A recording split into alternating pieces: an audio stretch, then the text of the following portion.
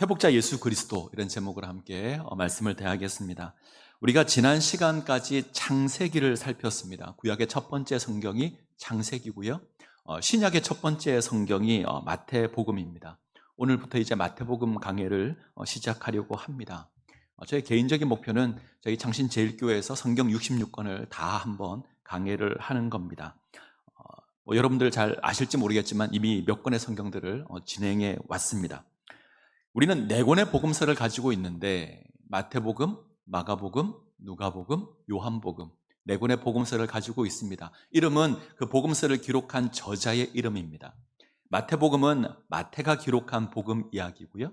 누가복음은 누가가 기록한 복음 이야기입니다.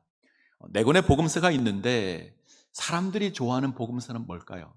여러분들이 좋아하는 복음서는 네 권 가운데 말씀하셔도 괜찮습니다. 주로 제가 보기에는 마태복음 아니면 요한복음 이 가망이 큰 것 같아요.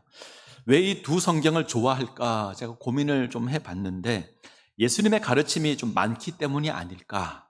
두 복음서에는 예수님의 귀한 말씀이 아주 가득 차 있습니다. 특별히 마태복음은 산상수훈이라고 하는 아주 귀한 말씀이 있습니다. 그래서 사람들이 좀 좋아하는 게 아닐까 이런 생각을 합니다.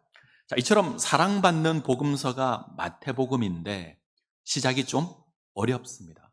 우리가 읽은 내용을 보면 우리는 족보를 읽었습니다. 발음하기도 좀 힘든 이 족보를 읽었고 어쩌면 우리는 이 족보를 가지고 무슨 설교를 하려고 하는가 이 생각을 했을지도 모르겠습니다. 이렇게 시작을 하죠. 아브라함과 다윗의 자손 예수 그리스도의 계보라. 그리고 족보가 시작을 합니다. 우리에게 족보는 좀 어렵습니다. 성경에서 족보가 나오면 좀 어렵다. 발음하기도 힘든 사람들의 이름이 가득합니다. 누가 누구를 낳고 누가 누구를 낳고 이런 내용만 가득합니다. 때문에 우리가 성경을 읽을 때 마태복음 1장은 잘 안 읽습니다. 대충 읽거나 건너뛰거나 어떤 사람은 1절을 읽고 바로 18절로 넘어가는 사람도 있습니다. 설교하기도 쉽지 않다 이런 생각이 드는데 마태복음 1장의 족보는 굉장히 중요합니다. 마태복음을 이해하는 데 있어서 아주 중요한 부분이 이 족보입니다. 만약 우리가 족보를 이해하지 않고 넘어간다면 마태가 무슨 말을 하고 싶은지 우리가 확인할 수 없을 수도 있습니다. 마태복음은 무엇을 이야기하는가? 이것을 족보가 이야기합니다. 우리가 마태복음을 기록한 마태에게 당신은 왜 복음서 시작을 족보로 합니까? 이렇게 묻는다면 마태는 아마 이렇게 답할 겁니다. 유대인들에게 예수님을 그리스도로 소개하기 가장 좋은 방법이 족보입니다. 최고의 방법입니다. 족보를 보면 예수님이 보입니다. 이렇게 답을 했을 겁니다. 이 말이 정답일 겁니다. 우리에게는 굉장히 낯설고 우리에게는 굉장히 어렵지만 유대인들에게는 아주 익숙합니다. 유대인들이 이 족보를 보면 예수님이 우리를 구원할 메시아구나 라고 하는 게 보입니다. 우리도 그렇고 이 비슷한 문화가 있는데 요즘은 안 그런 것 같습니다. 요즘은 자기를 소개할 때 누구의 몇 대 손이다 이렇게 잘 안 합니다. 근데 우리가 예전에만 하더라도 이런 거죠. 김씨면 어디 김씨인지, 파는 어딘지 조사를 했었습니다. 저 같은 경우는 신안주시의 무열공파 이렇게 되어 있는데 예전에는 사람의 신분을 확인하기 가장 좋은 방법이 그 족보를 보는 거였습니다. 이스라엘도 마찬가지입니다. 이스라엘도 내가 무슨 지파인지, 내가 누구의 몇 대 손인지 이것으로 신분을 확인합니다. 마태는 지금 이것을 하는 거죠. 족보를 통해서 예수가 누구신가? 이 땅에 오신 예수님이 어떻게 우리의 구원자가 되는가? 이걸 족보로 이야기를 합니다. 우리가 오늘 족보를 통해서 이제 예수님에 대해서 몇 가지 정의를 내려보려고 합니다. 첫 번째는 예수님은 참 유대인이 되십니다. 예수님은 참 유대인입니다. 당연한 것 아닙니까? 이렇게 말할 수 있죠. 맞습니다. 지극히 당연한데 이 당연한 것이 굉장히 중요합니다. 초대 교회에 있어서 이것은 아주 중요한 이슈였습니다. 많은 사람들이 예수 믿는 것과 구약의 관계를 궁금해했습니다. 예수를 믿는 이 신약과 구약이 어떻게 연결되는가 궁금해했습니다. 기독교 신앙과 유대교 신앙은 같은 건가 다른 건가? 어떤 사람은 유대교와 기독교를 철저하게 분리했습니다. 유대교가 그랬습니다. 이들은 철저하게 분리해서 기독교를 이단으로 취급했습니다. 예수 믿는 건 이단으로 거짓 가르침으로 선포했습니다. 그래서 예수를 믿으면 유대교 공동체에서 출교시켰습니다. 쫓아내었습니다. 근데 반대로 기독교에서도 이런 움직임이 있죠. 기독교는 구약과 다르다. 구약과 우리는 아무런 상관이 없다. 이렇게 분리하려고 하는 시도도 있었습니다. 근데 마태는 이스라엘의 역사를 함축하고 있는 족보를 이야기합니다. 이 말은 구약과 연결되어 있다를 말하는 겁니다. 예수를 믿는 신앙이 구약을 별개로 하지 않는다. 이 말은 기독교와 유대교가 같다는 게 아닙니다. 기독교는 예수 믿는 것은 유대교를 완성하는 거다. 유대교의 성취다. 이것을 이야기합니다. 마태복음의 수신자는 유대 그리스도인들입니다. 유대인 가운데 예수를 믿는 자들, 이들에게 이 마태복음을 기록했습니다. 마태복음이 기록될 당시에 이들은 큰 고통 가운데 있었습니다. 어떤 고통이냐면 동족 유대인들이 핍박하는 겁니다. 동족 유대인들이 예수 믿는 유대인들을 괴롭히는 겁니다. 이 핍박이 너무 심했습니다. 이들은 이단으로 취급했습니다. 신명기 말씀을 보면 나무에 달려 죽은 자는 하나님께 저주를 받았다, 이런 선언이 있습니다. 그래서 예수님은 예수를 하나님께 저주받은 자 이렇게 선포하고, 예수 믿는 것을 이단으로 취급했습니다. 하나님께 저주를 받았는데 어떻게 구세주가 될 수 있는가? 그래서 기독교를 핍박했습니다. 유대교에서 제명하고 배척하고, 이것을 인해서 많은 유대 그리스도인들이 믿음이 흔들리는 겁니다. 그리고 상당수가 다시 유대교로 돌아갔습니다. 이들이 돌아갈 때 내세웠던 핑계, 이유가 있습니다. 유대교나 기독교나 똑같은 하나님 믿는 거 아니냐. 유대교를 믿는 거나 기독교를 믿는 거나 똑같이 하나님 믿는 거 아니냐. 유대교와 그리스도교가 다르지 않다. 오늘날 이렇게 생각하는 사람들이 있죠. 기독교, 천주교, 유대교는 같은 하나님 섬기는 거 아니냐, 같은 믿음 아니냐, 이렇게 이야기하는 사람도 있습니다. 이런 상황에서 마태가 기록을 하죠. 기독교의 복음은 구약과 아무 상관없는 것은 아니다. 구약에 주어진 하나님의 구원의 약속이 성취된 거다. 예수 믿는 건 구약의 완성이다. 그런데 그것은 유대교 신앙과 다르다. 마태가 이거 이야기하는 겁니다. 자, 1장 1절 다시 한번 볼까요? 1장 1절 같이 읽겠습니다. 아브라함과 다윗의 자손 예수 그리스도의 계보라. 예수님을 아브라함의 자손, 예수님을 다윗의 자손, 이렇게 표현합니다. 아브라함의 자손, 다윗의 자손 굉장히 중요합니다. 유대인들에게는 아주 많이 중요합니다. 아브라함의 언약을 이룰 메시아, 다윗의 언약을 이룰 메시아, 이렇게 선포하는 겁니다. 하나님은 갈대아 우리에 거하던 아브라함을 불러내어서 가나안 땅으로 인도합니다. 언약을 맺죠. 두 가지 언약을 맺습니다. 이 땅을 너에게 주겠다. 너희의 후손을 하늘의 별과 같이, 바다의 모래와 같이, 땅의 티끌과 같이 풍성하게 해주겠다. 이렇게 약속을 합니다. 아브라함의 생애를 보면 이 약속이 몇 번 반복되는데 하나만 볼까요? 자, 13장 14절에서 16절. 자, 자막이 있으니까 같이 읽겠습니다. 롯이 아브라함을 떠난 후에 여호와께서 아브라함에게 이르시되 너는 눈을 들어 너 있는 곳에서 북쪽과 남쪽 그리고 동쪽과 서쪽을 바라보라. 보이는 땅을 내가 너와 내 자손에게 주리니 영원히 이르리라. 내가 네 자손으로 땅의 티끌 같게 하리니 사람이 땅의 티끌을 능히 셀 수 있을진데 내 자손도 세리라. 롯이, 아브라함의 조카 롯이 아브라함을 떠납니다. 그리고 이 약속의 땅에 아브라함만 남았는데 하나님께서 아브라함에게 나타나셔서 너의 동서남북에 보이는 모든 땅을 기업으로 주겠다. 자손에 대해서도 약속하시죠. 아브라함의 자손을 땅의 티끌같이 많게 하여 주겠다. 아브라함의 후손을 아주 번성하게 해주겠다. 그런데 이 약속은 아브라함이 100세 때 사라를 통해서 얻은 아들 이삭을 통해서 성취될 겁니다. 자, 아브라함은 이 약속을 받았지만 하늘의 별과 같이, 바다의 모래와 같이, 땅의 티끌같이 풍성한 자손을 보지 못했죠. 약속의 자녀 이삭만 받았습니다. 이 약속은 이삭을 통해서 이루어질 겁니다. 그리고 궁극적으로 이 약속이 완성될 때가 있는데 그것이 바로 예수 그리스도입니다. 예수님은 아브라함의 이 약속, 이 언약을 완성할 그 아브라함의 자손으로 이 땅 가운데 오셨습니다. 이것이 마태가 고백하는 아브라함의 의미고요. 자, 두 번째는 다윗의 언약에서도 확인이 되죠. 사무엘하 7장을 가면 다윗의 언약이 나옵니다. 하나님이 다윗과 언약을 맺습니다. 다윗이 하나님의 성전을 짓겠다고 하자 하나님이 막습니다.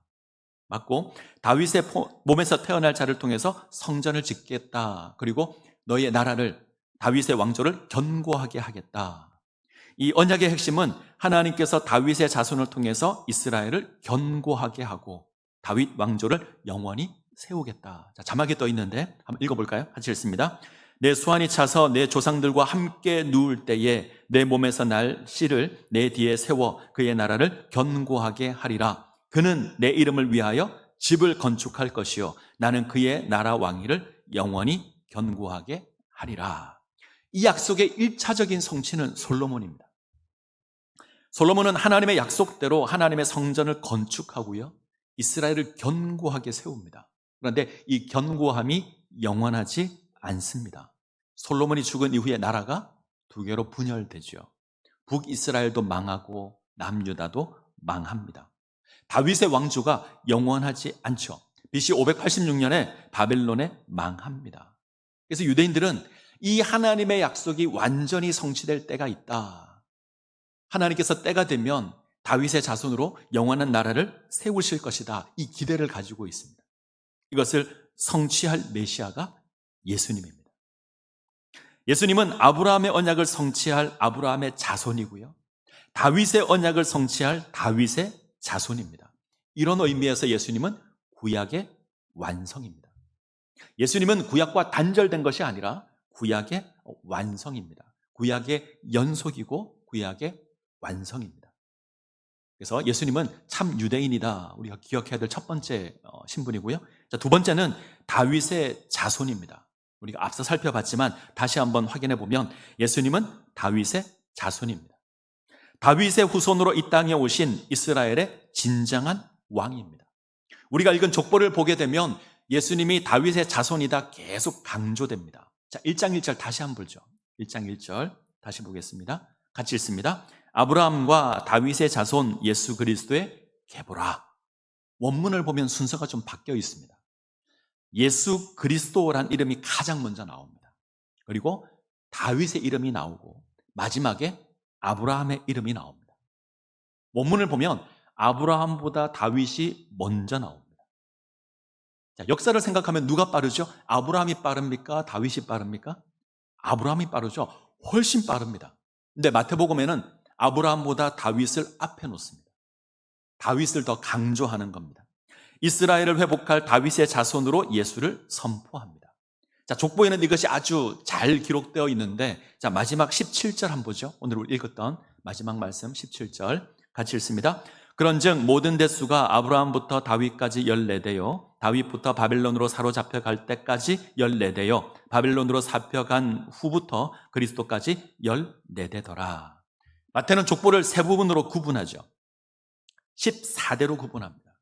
아브라함부터 다윗까지 14대, 다윗부터 바벨론 포로까지 14대, 바벨론 포로부터 예수까지 14대. 왜 이렇게 했을까? 왜 마태는 14대로 구분했을까요? 많은 사람들이 궁금해했습니다. 중요한 건 마태는 14에 맞추기 위해서 많은 사람들을 생략했습니다. 예를 들면 8절에 왕의 이름들이 제시되어 있는데 요람이 나오고 우시아가 나오죠. 이 사이에 아하시아, 요아스, 아마샤 이런 왕들이 빠져 있습니다. 이게 무슨 말이냐면 다 기록하지 않았습니다. 마태는 14라는 숫자에 맞추기 위해서 일부 사람들을 생략했습니다. 어떤 의미냐면 14가 중요하다는 거죠. 14가 의미하는 게 중요합니다. 이 14가 뭘 의미하는가? 자, 퀴즈를 하나 풀죠. 자, 그림을 하나 보여주십시오. 답을 한번 맞춰보시죠. 사과 더하기 포도 더하기 바나나는 숫자가 몇일까?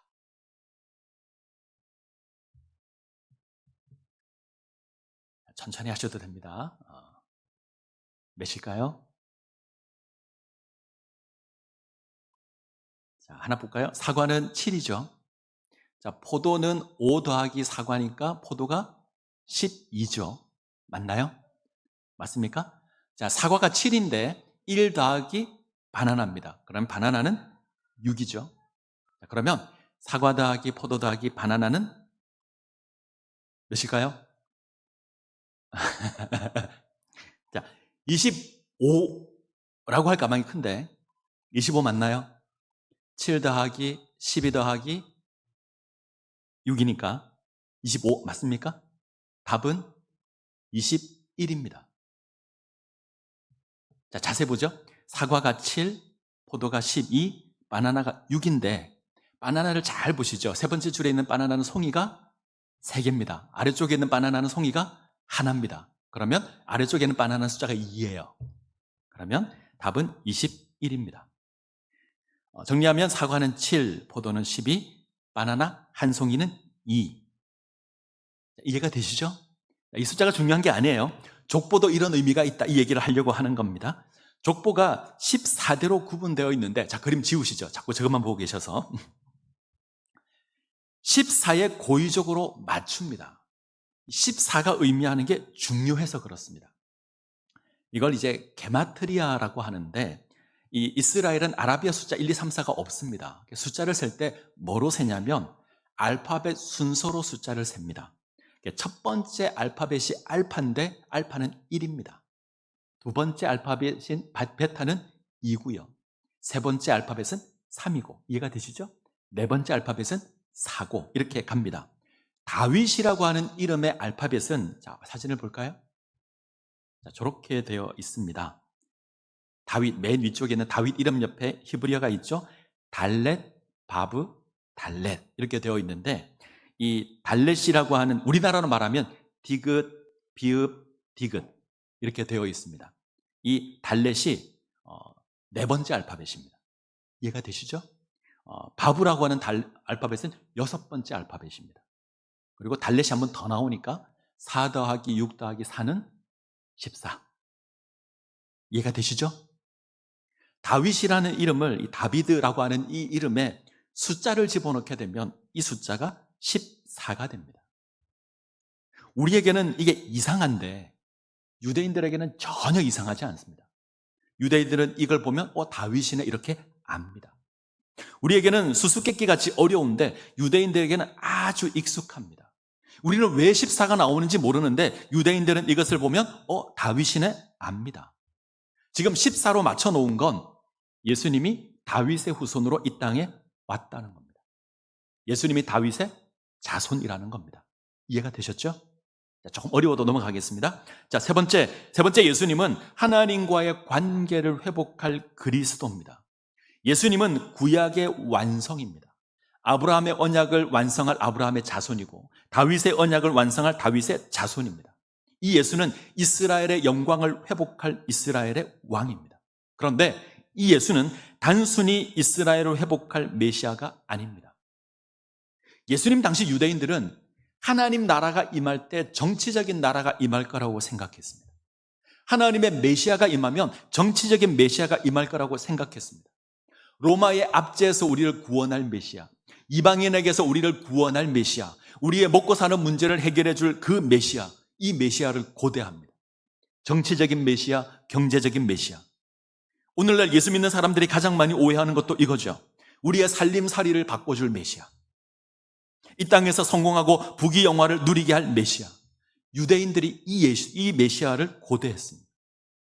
그런데 예수님은 정치적인 메시아가 아닙니다. 경제적인 문제를 해결할 메시아도 아닙니다. 하나님과의 잘못된 관계를 회복할 메시아입니다. 죄로 말미암아 하나님과 단절된 우리를, 그 죄의 문제를 해결할 메시아가 예수 그리스도입니다. 자, 그림을 한번 보죠. 자, 그림을 잘 보시면 우리가 한번 본 기억이 있어요. 족보가 14대로 구분되어 있는데 아브라함부터 다윗까지 14대, 다윗부터 바벨론 포로까지 14대, 바벨론 포로부터 예수까지 14대. 단순하게 14대로 구분했지만 이스라엘 역사가 이 속에 담겨져 있습니다.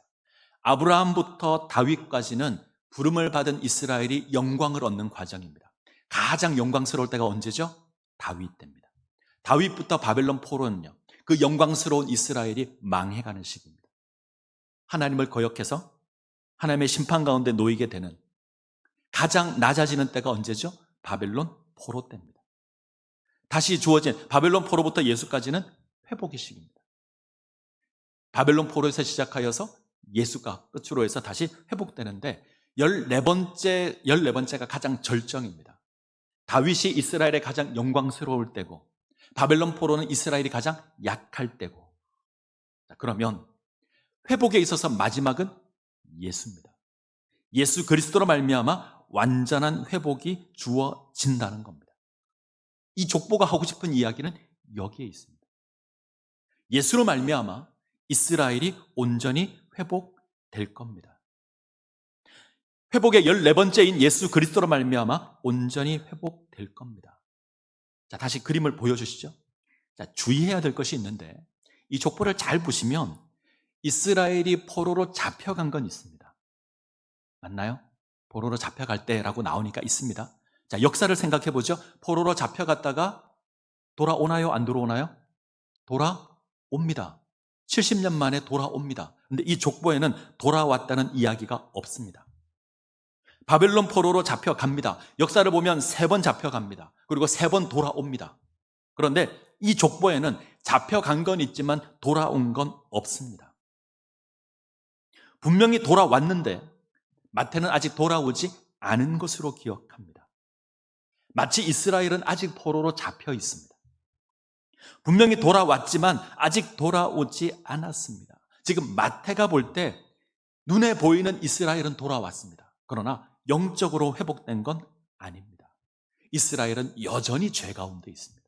여전히 하나님을 거역하는 죄 가운데 있습니다. 역사를 보면 70년 만에 돌아왔고 성전도 재건하고 예루살렘 성벽도 재건합니다. 그러나 영적으로는 여전히 포로 가운데 잡혀 있습니다. 죄의 문제가 해결되지 않았습니다. 이스라엘은 여전히 죄의 포로입니다. 예수님은 이 죄의 문제를 해결하기 위해서 이 땅에 오신 메시아입니다. 이스라엘이 왜 망했습니까? 그들이 힘이 없어 망한 겁니까? 아닙니다. 죄를 지어서 망했습니다. 하나님 앞에 죄를 지었고 하나님을 섬기는 일에 실패했습니다. 하나님의 계명을 지키지 않았습니다. 하나님을 섬기는 것이 아니라 우상을 섬겼습니다. 이 죄 때문에 망했습니다. 죄 때문에 예루살렘 무너졌고 죄 때문에 하나님의 성전이 무너졌습니다. 죄 때문에 포로로 잡혀갔습니다. 근데 이 죄의 문제가 아직 해결되지 않았습니다. 여전히 바벨론의 포로로 잡혀 있습니다. 이 문제를 해결할 메시아 예수 그리스도입니다. 2장에 가면 동방 박사들이 오는데 페르시아에서 오죠. 동방에서 오죠. 바벨론에서 오는 겁니다. 회복을 이야기하는 이야기입니다. 예수님은 하나님과의 관계를 가로막는 죄를 해결할 메시아입니다. 자, 정리하죠. 예수님은 이스라엘을 회복할 메시아입니다. 그는 아브라함과 다윗의 언약의 성취로 이 땅 가운데 임합니다. 정치적인 나라를 회복하기 위한 메시아가 아닙니다. 우리를 죄에서 구원할, 하나님과 관계가 단절된 그 죄에서 구원할 메시아입니다. 죄로 말미암아 사망의 종노릇 하는 우리를 구원하기 위해서 이 땅에 오신 메시아입니다. 마태가 이거 이야기합니다. 자, 마지막으로 한 가지만 더 확인하고 마치죠. 유대인의 족보에는 여자가 기록되지 않습니다. 유대인들은 숫자를 셀 때 여자를 세지 않습니다. 당연히 족보에 여자가 기록되지 않죠. 족보에 여자가 기록된다는 건 굉장히 충격적인 겁니다. 근데 예수님의 족보를 보면 여자가 등장합니다. 5명 등장합니다. 누군지 아시겠습니까? 다말, 라합, 룻, 우리아의 아내, 그리고 마리아. 다시요. 다말, 라합, 룻, 우리아의 아내, 그리고 마리아. 자막이 있는데 유다는 다말에게서 베레스와 세라를 낳았다. 살몬은 라합에게 보아스를 낳았다. 보아스는 룻에게서 오벳을 낳았다. 다윗은 우리아의 아내에게서 솔로몬을 낳았다. 마리아에게서 그리스도와 칭하는 예수가 났다. 학자들이 궁금해했습니다. 왜 족보에 여자 이름이 있을까? 답이 선명하지 않았습니다. 가장 유력한 견해가 다 이방 여인들 아니냐. 다말과 라합은 가나안 여인이고요. 룻은 모압 여인입니다. 우리아의 아내 밧세바는 헷 사람입니다. 하나님의 역사가 유대인을 넘어서 이방인에게로 나아가고 있는 거 보여주는 것 아니냐, 이렇게 해석합니다. 저는 이 말에 동의합니다. 마태복음은 유대인을 향한 복음서지만 이방인을 향하고 있습니다. 우리가 꼭 기억해야 될 내용입니다.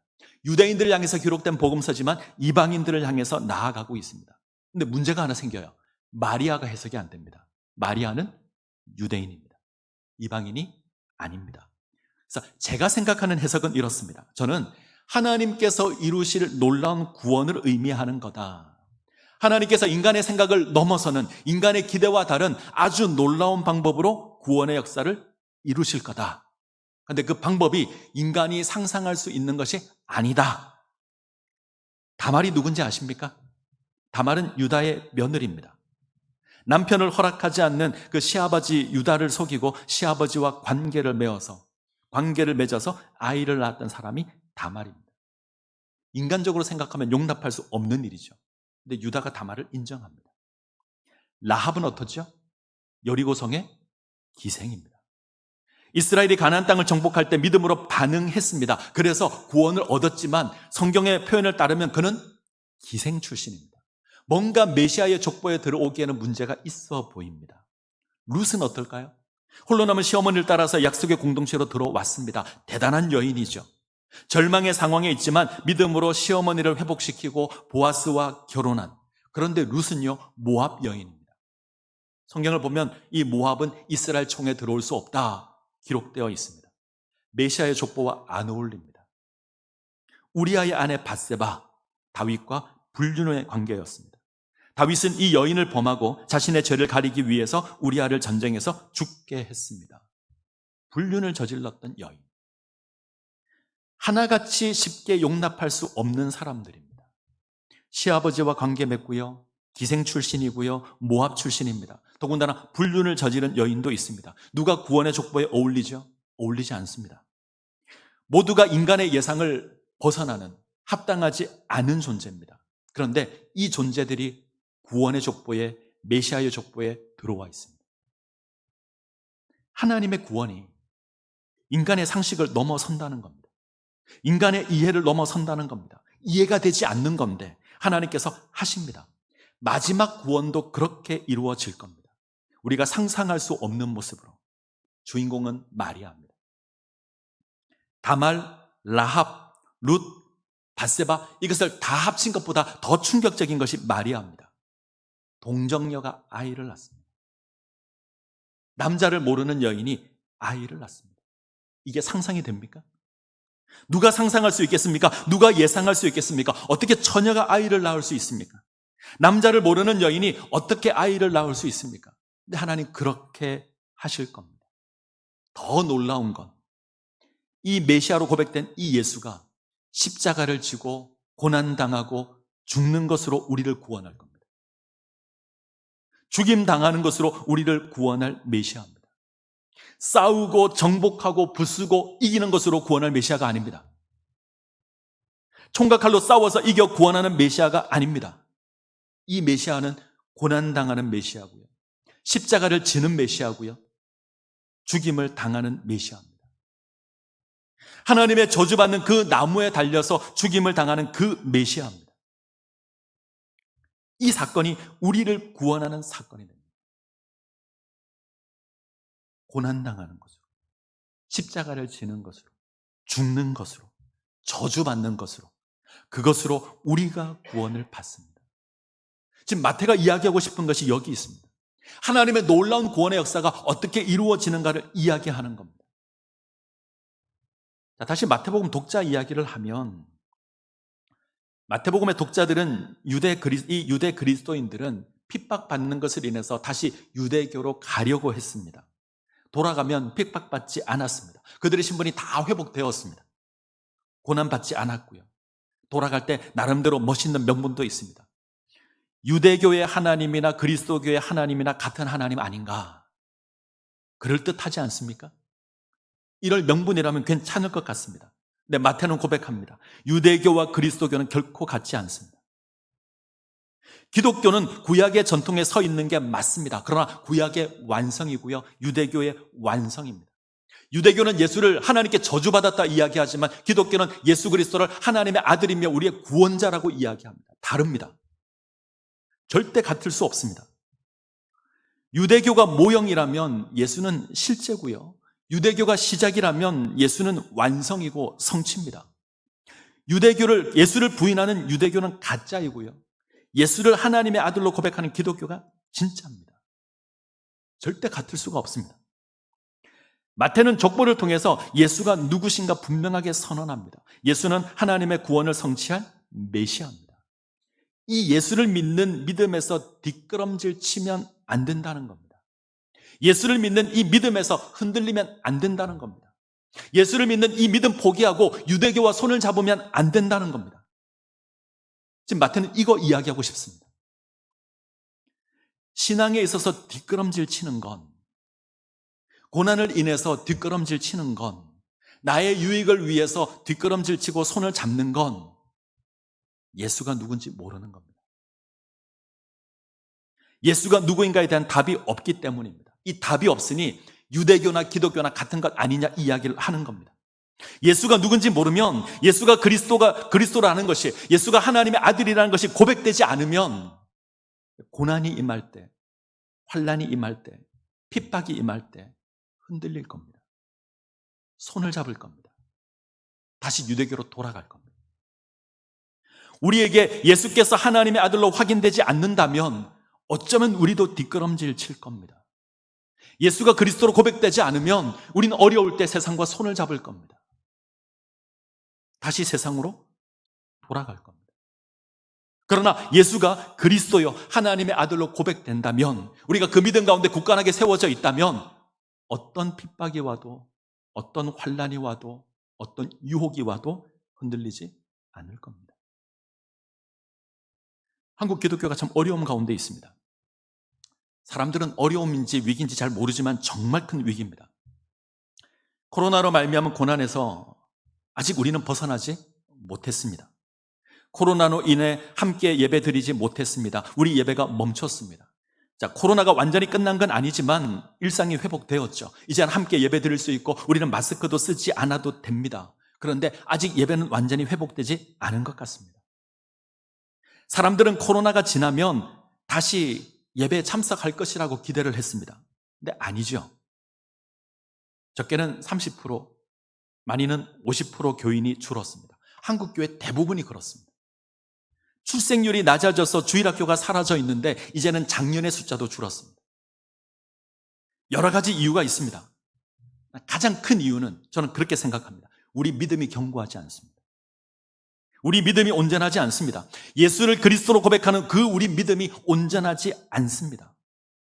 예수를 하나님의 아들로 고백하고 예수를 우리의 구원자로 고백하는 그 우리 믿음이 견고하지 않은 겁니다. 교회 안 나가도 되는 것 같다. 내가 바쁘고 내가 힘들고 이제 외면합니다. 온라인 예배를 선택하기 시작합니다. 그것이 우리에게는 어쩔 수 없는 선택이었지만 이제는 신앙을 회피하는 수단이 되었습니다. 어려움이 있을 때 외면하는 겁니다. 존 파이프 목사님의 코로나 바이러스와 그리스도라는 책이 있습니다. 이 책에서 파이프 목사님이 고백하는 건, 우리가 어려움 가운데 있지만 우리 신앙이 흔들리면 안 된다. 예수를 그리스도로 믿는 그 신앙이 흔들리면 안 된다. 예수를 그리스도 믿는 그 굳건한 반석 위에 우리의 신앙이 세워져야 한다. 그래야 우리가 괜찮을 거다. 코로나가 지나갔다고 해서 안심하지 마십시오. 더 큰 것이 올 겁니다. 제2의 코로나도 있고요. 제3의 코로나도 올 겁니다. 어려움이 있을 겁니다. 그때 우리 믿음이 견고하지 않다면 아마 우리는 또다시 흔들리게 될 겁니다. 예수 그리스도께서 우리의 참 구원자가 되십니다.